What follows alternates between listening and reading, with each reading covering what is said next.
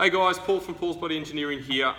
Today I've brought Moni in to speak to you guys about what to do when you eat out. So what we want to do is give you ideas on how to manage or best manage when you go to events, dinners, family gatherings, birthday parties, etc. Because at this time of year, most people have outings, events, Christmas parties, Christmas Day.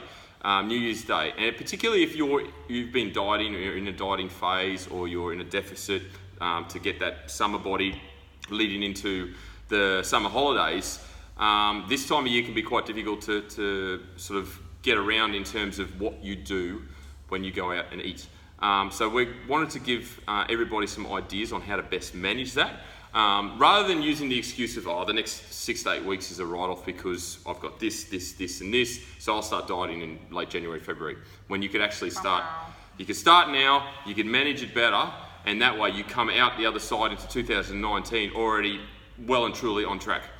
So, Mon, from your experience, what's the best, let's look at, maybe top 3 tips you could provide for someone who is currently dieting or trying to control what they eat and avoid having the temptation of when they go to a restaurant, I'm going to order, an entree, a main, and a dessert, or I'm going to eat whatever's supplied to me at the family barbecue. What's your take on the situation? Can I talk now? Yes, you can talk now. There's hundreds of things now. That's not just one question. I know. So if we take it right back, talking about this silly season in particular, so the November, December, January, where it tends to be, like you said, Christmas parties, social gatherings, Christmas Day, and then school holidays, and family outings and holidays and all those types of things. My step 1 is to know what you've got going on. So be organised, be prepared. So Good know point. that, okay, on this weekend I've got this dinner, on this day I've got this barbecue, on this day I've got this. Know what's going on, know where you are, and prioritise your events. So you don't want to go through this season and completely blow out. So if you're on a weight loss journey or whatever, this is like 2 months where you could take all that and just blow it. And you then don't want to have the other thing where you go through this and you restrict yourself so totally completely that you get to January and you're so miserable because you've missed out on everything, that you binge or something happens. Yep. And, you don't want to be one extreme or the other. You kind of want to be somewhere in the middle. Life's to be enjoyed. 100%. We're not an advocate of saying no to all of these things. No. We want to give you the guys the tools to best manage it. So my advice there is prioritise your events. So for me personally, Christmas Day, I let myself relax on Christmas Day. Christmas Day is a day where we're with friends, we're with family, so I relax on Christmas Day. So what does that mean then? That means that the work Christmas party or that other barbecue on the other day, I'm not going to dig into everything because I've said to myself, no, Christmas Day is my day. I'm going to just be a lot more low-key with this other stuff. What does that mean? So if you're going to a barbecue, for example, you might take your own Tupperware container of stuff. Take your own food with you, who cares? Let's go. If you're going to a restaurant, be smart about what you order. What's a smart restaurant order? Well, typically, like steak, they tell you right there, 250 grams of steak. Whether or not it's exact, you don't know, and you still have to allow the fact that the chef in the kitchen's doing whatever he's doing, but you've got a guide. If it comes with chips, you hand them to your partner and you eat your salad or your veggies. If you get salad, make sure you get dressing on the side. Correct. Good idea. There's always, if you don't like steak, there's always a salad option, and no, I do not mean the chicken Caesar salad because it's covered in crap. There's always a garden salad, or even another trick is to go to the sides that are in a menu. Yeah. So you can always order a side of veggies, a side salad. There's always things on the side options that you can choose. Choose from there.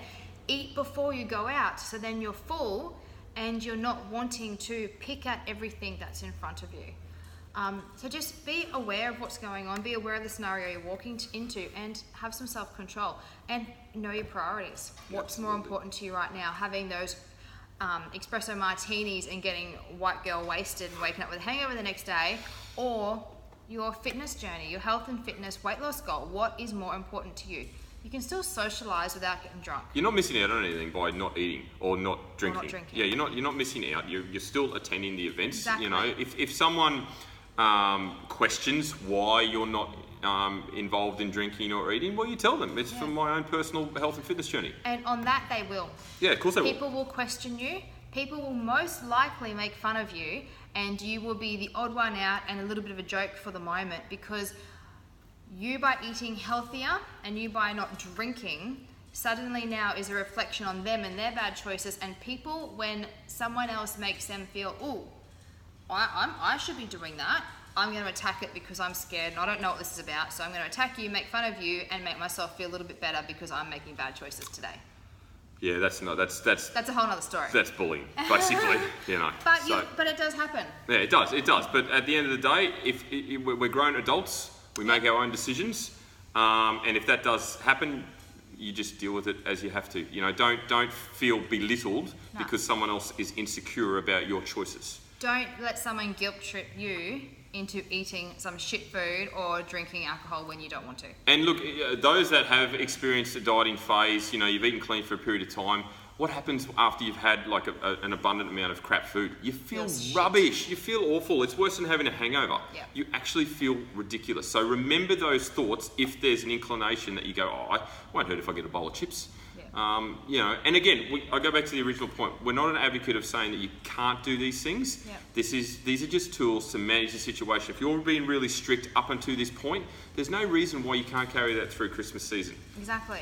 And even if you do indulge in some of those foods, try and track them. Yeah. So if you're currently tracking your macros, tracking your calories, don't stop. Yep. If you go to a barbecue and you're going to have some steak and some salad and stuff, you're guessing, I know you're guessing, but still try and guess it. Try and get it, put it in your thing, and you might get home and go, wow, I actually underate today, so now I've still got room to have dinner when I get home. Yep. Or it just helps you and helps you to better educate yourself. But yeah, just keep trying to track things best you can and just make your events a priority. Which ones, not all of them, which event is more important to you to relax? And me, for example, like Christmas Day, where I say I relax, I might have one drink. This year I won't be drinking. But then when I go to the buffet, the family buffet of food, I will load up my plate with the good things first. So I'm going to grab the salads first. And I don't mean the potato salad and the creamy pasta salad. I mean the garden salad. I'm going to grab the salads first. I'm going to load up with the good stuff. So I feel full from eating all the good stuff. And then when come dessert time, I'm not going to go and grab a massive big thing. I might have a little small piece and I'm good, I'm satisfied. I've had a bit of what I wanted. That's it. And I'm moving on. And the next day I won't wake up feeling shit about myself. Exactly. And look, you know, going back to Monty's example of under-eating as an example, even if you do put your food in afterwards, you tracked it and you've overeaten to an extent, like we're talking, you know, maybe a couple of 100 calories or whatever, it doesn't matter. No. Don't beat yourself up about it because it does not matter.